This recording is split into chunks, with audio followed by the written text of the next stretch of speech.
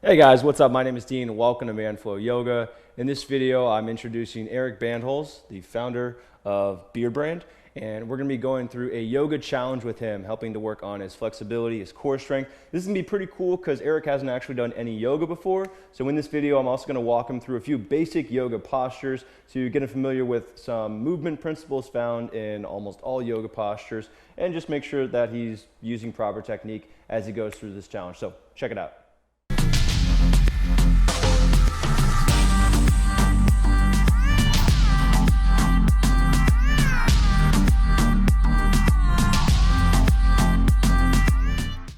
Hey guys, it's Dean. Welcome to Manflow Yoga. Thanks again for joining me today. Again, in this video, I'm going to be teaching Eric how to do some basic yoga postures. So if you haven't already, be sure to subscribe. We put out great content on a weekly basis. Hit the bell button, get notifications as soon as new videos are released.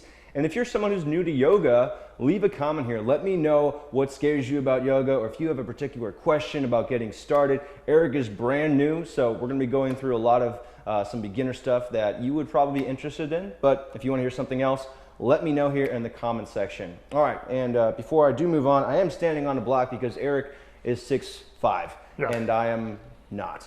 So, anyways, the goal with this video, again, I want to show Eric how to do some basic yoga postures. So Eric's an athletic guy. Actually, why don't you just introduce yourself and talk about some of your fitness background as well? Yeah, so I'm Eric Bandholz, founder of Beardbrand, but one of my favorite hobbies is rowing.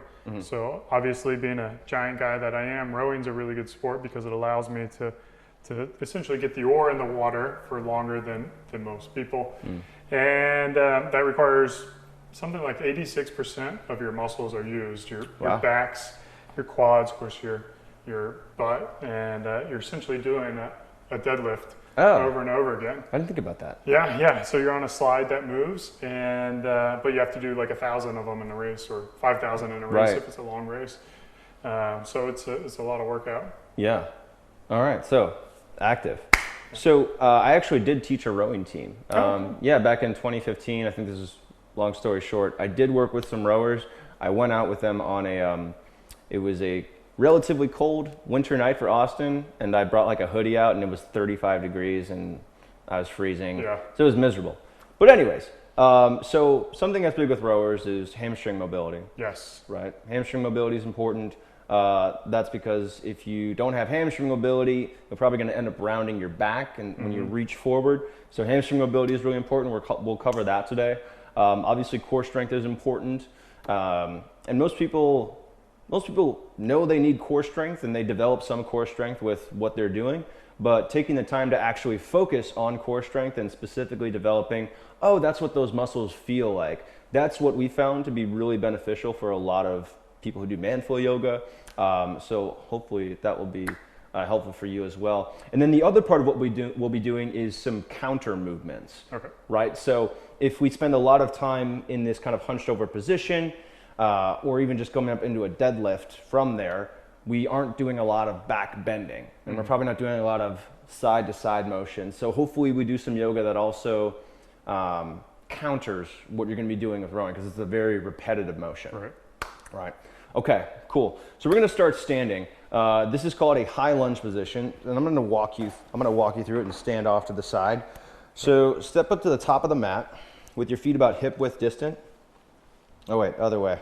Face me from the top of the mat. Sorry. There we go. All right, and then take a big step back with your left foot into a lunge. Bigger. Good. That's good. Okay. So this is a basic high lunge position in yoga, and this is the foundation for a lot of different yoga postures. I want you to bend into that front knee a little bit. Good. And now this is something that's unique to yoga. I want you to squeeze your legs toward one another. So front foot squeezes back foot squeezes forward. So pretend like the mat's slipping apart, and you have to squeeze your legs together to prevent that from happening. So like pushing it. Yep, so the back foot pulls forward and the front foot pulls back. So like to crinkle the mat. Yeah, crinkling the mat, right. And then keep that bend in your knee. Good. So knee stays over the ankle and the front foot. You're squeezing your legs toward one another. Your butt stays directly under your shoulders. So make sure that you're not letting your butt kind of poke out behind you. And then think about lifting your ribs up away from your hips. Right, so we're in a nice lunge position, but we're also working on core strength. And then from here, bring your arms up into goalpost arms. Squeeze your shoulder blades together. So I want you to actually feel your shoulder blades working like you're at the top of a row. Yep. Okay, and then you're holding here.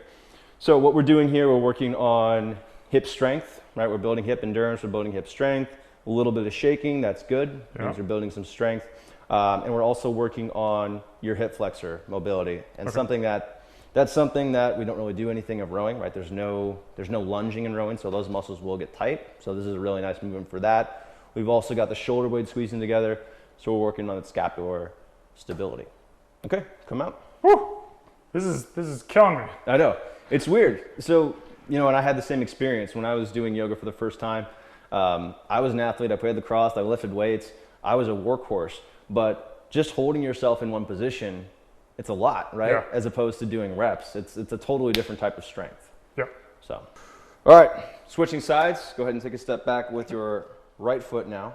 So same thing, knee over the ankle on the front foot. Is there any kind of like, can I do it all at one or? Yeah, you can. I just like to go kind of step by step. Okay. So you're welcome to go straight into it. Yeah, legs squeezing together. One other thing that I see in the lunge. How low do you go? You know, like it all depends on your mobility. So you want to sink into it to the point that you feel that stretch through the front of your right hip. So okay. Target area right here. Yep. And then we just want to make sure that you're not going to the point where you're so low that your lower back is arching up behind you and you feel lots of low back tension. You want to keep it focused on your hips and on your core. Yeah, ankles look good. You're pushing down through your heels, pushing down through your toes. A lot of people tend to lean forward and put all the weight in the toes sometimes, so you're doing a good job there. Posture looks good. You're staying upright. And then last little thing I would say is pull your chin in toward your throat. So that's really nice to work on your posture because, you know, we're mostly here during the day on the phone, on the computer. Yeah. And we want to do this for at least 30 seconds, and you can hold this for up to 90 seconds. Okay. Cool. All right. So 30? Yeah, that was good. So. Awesome. Yeah. All right, next pose. And he's wearing socks right now. You're wearing socks right now too, so you might experience a little bit of slipping, but that's okay. It actually, a little bit of slipping does add some challenge, which is nice. All right, so we're going to do what's called a wide-legged forward fold next. So you're going to get into a wide stance, maybe for you about 5 feet, a little bit wider. Yep, so you should feel some stretching on the inner thighs already in this position. Okay, and then turn your toes in slightly. Good. And now, since you're a tall guy, and most guys do need modifications because yoga is predominantly practiced by women who have different levels of hip mobility, very different. So we're going to use a block and put this right out in front of you here. So this idea of the block is to bring the ground up to you. So instead of you having to reach down and touch the ground, right? Most guys say, I can't do yoga because I can't touch my toes. Right? We use the block so then you don't have to touch your toes. So from here, I want you to hug your legs toward one another, kind of like we did in that last pose. So squeezing in toward the middle. Bend your knees a little bit. I like bending the knees. That way we just make sure that we protect the back. And then pull your chest forward and down and reach your hands to the block. Good. Okay. So this is step one. Where are you feeling the stretch? I'm actually feeling it right here. Yeah, right here. Good. Where else? And maybe a little bit on the inside here. Okay. Good. All right. So then I want you to straighten your legs a little bit more. Good. Perfect. All right. So now I've got stretching through the inner thighs, backs of your thighs, and the outer shins. Yeah, now I've got more of the hamstring too. Okay. Good. All right, cool. So this is part one of the wide-legged forward fold. And I'm actually going to add in one more step here. Go ahead and come back up. You're going to hold this behind your back with your palms facing you. So kind of like this. Good. And depending on your shoulders, how they feel, you can bring the strap in a little bit closer. You can hold it closer together, so kind of choke up on it. Yep. Good. And then I want you to lift your arms away from your back. Yep. Good. Yep. And then go back to that folded position that you did just a second ago. This time, squeezing the strap away from your back. Good. Yep. And you can keep your chin relaxed toward your throat. So keeping that in line. And then here you want to think squeezing the shoulder blades together. Right, so we've got that scapular stability work, really important for your shoulders. You should feel a lot of stretching through your chest. Okay? And then we still got all that stretching going on in the legs. Now this is technically a stretch, but there's a lot of strength aspect to it too. So you're still getting, hopefully still getting to that feeling of muscle fatigue. Yeah. And this one, again, at least 30 seconds and maybe up to 90 seconds. Okay. Okay, cool. Let's go ahead and come up. All right, so we've done a lot so far. We've done hips, we've done hamstrings, we've done inner thighs, we've done ankles, and we've done your shoulders. Next pose, let's do a boat pose. And this is gonna be on the ground in a seated position with your legs out in front of you. Okay. So, yep, go ahead and go into a seated position. Your feet are going to be your feet, your knees, your ankles, your hips all lined up in a straight line. So just like that, with your knees bent initially. Okay. Good. And then hold on to your knees like this, and then work on lifting your chest up and back. So what we're aiming for here is we want Eric to have a totally flat spine here. Yep, so you're probably feeling your hips working, right? Maybe your core working to hold yourself up. Actually, a lot in the back. A lot in the back. Okay, so I want you to try and shift that into your abs and into your hips. Okay. So that's going to involve you, if you think about lifting your knees up, so actually lift your knees just slightly, you'll feel your hip flexors engage. Yes, kind of the muscles right in front of your hips. Yeah, I think so. Okay, cool. So when you do that, now we're using the hip flexors, less of the low back. And then from this upright position, I want you to lean back a little bit. So your back is still flat, but we're working on, there we go. See how you kind of puff your chest out? Okay, good. So then from here, you're gonna bring your legs out a little bit more and then lift your shins to parallel. Like this? Yep, just like that. Good. And try and maintain that flat back though. So you want to think lifting up right from your sternum. Good. And then you can bring your arms out in front of you to help balance. Yeah. Good. So you're probably feeling hips working, core working. Yeah, core's working. Core's working. Good. Think about lifting your knees, and that's going to help you engage your hip flexors. Okay. Yep. Good. Okay. Yep. That puff of the chest, that's what it is. Tough. Yeah, and that's the hard part of it. That's what makes boat pose really difficult. Okay, go ahead and relax. Cool. So that's boat pose. That's I think that's really cool because, think about the other workouts that you do and how often do you actually have that feeling, how often do you actually have that feeling of core engagement like that intense, right? So it's really nice for helping you strengthen your core and just build that awareness. All right, one more I want to do. I want to do the quintessential yoga pose. I want to do the down dog. Okay. So we're going to go into a plank position for that, and I'll walk you through it. So with down dog, the big error that people tend to make is they go for straight legs immediately. Right. The main modification here is for men or for people who are less flexible is to keep the legs bent. Okay. So start from that plank position, hands down. Like push-up position? Yep, push-up position. Yep, exactly. Good. And then from here, bend your knees. And then try to make a pyramid shape with your body. So hike your butt up and back, push your chest. Yep, good. So a lot of people tend to kind of mistake it and they think about more of a plank position with their upper body, and you're not doing that. So that's really good. So you want to think chest pushing back. And our goal here is basically to make a kind of a pyramid shape with the body. But you're keeping your knees bent, and that's good because that allows you to keep your back flat. So right now I'm looking at your back. It doesn't look rounded. Okay. So that's really good. Squeeze the ground with your hands. I want you to kind of grab the ground with your hands, fingers spread nice and wide. Yep, good. And you really want to push down through your thumbs and your index fingers. Good. Now this last part, or one of the last parts here, is squeezing your core and your thighs toward one another. So I want you to think that you're holding a giant beach ball between those areas and hug. So you feel your abs and your hips work as you do that? I think so. Okay. Cool. So we've got stretching through your chest, we've got stretching through your hamstrings, stretching through your calves. But again, the most important part here is the back staying flat and the shoulders active. And if you can do that, and the hips active, and if you can do that, then the hamstrings and the calves are going to stretch no matter what. And you can also relax your heels a little bit here if you want. Yep, not pushing them down, but just allowing them to relax until you feel a stretch through your calves. Good. And then arms lock out. There we go. Good. So staying strong all the way from your hands to your hips. Nice. And then go ahead and bring the knees down. Cool. Whew. Yeah. That was it. What'd you think? Yeah, I mean, I'm sure on film it looks like super easy, right. But definitely getting a good workout. And as a tall dude, it feels like, like angles play against me. Yeah, we actually, if you're taller, it is harder to make sure the angles all fit together. Yeah. So I guess I think it'll be interesting to look on film to see what the technique is and like how far off am I from like good technique, and you know, or was the technique that I demonstrated pretty appropriate? Yeah.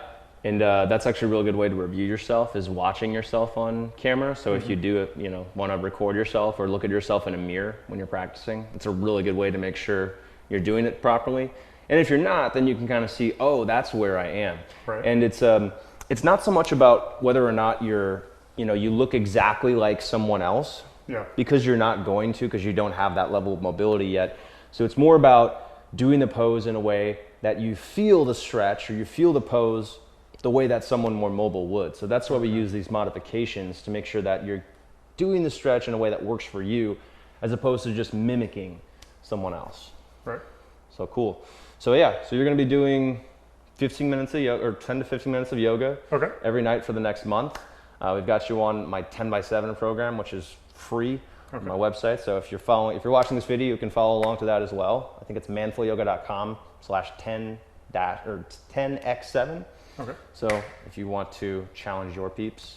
Yeah, so I'm pretty excited to try this new program, 10x7. I think it'll help me really get the strength going for the core, which in rowing is a quick way to injure yourself. If your core is not strong and you're rolling your back like you said, you can slip disc and get injured. So being able to have that strong core is something I'm really looking forward to. Yeah. And of course, in rowing too, being able to have flexible hamstrings allows you to reach out further and again, like prevent against injury. Yeah, absolutely.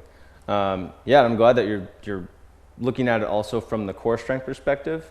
A lot of people think yoga and they're like, oh, it's stretching, it's flexibility, but there's a lot of strength involved too, as you I was quivering the whole time. Good, good. And that's good, because you found something, you found an area of opportunity. Like you found a really easy way to get stronger. I think that's, a lot of people found something that's really challenging, or find something that, oh, my body doesn't like this. But if it doesn't hurt your joints, but it's challenging your muscles, then that's a really good exercise. We found something that's really effective for you. So I'm glad you're excited about it. All right, well, we'll come back again at another time and do a little check-in to see how my technique's looking and how maybe I've progressed. Is there anything I should look for as I do these exercises to see progression? Is it more of how long I can hold it, or is it more of being able to be more flexible? I think there's multiple aspects of it. I think one of the most important aspects is your awareness of your body.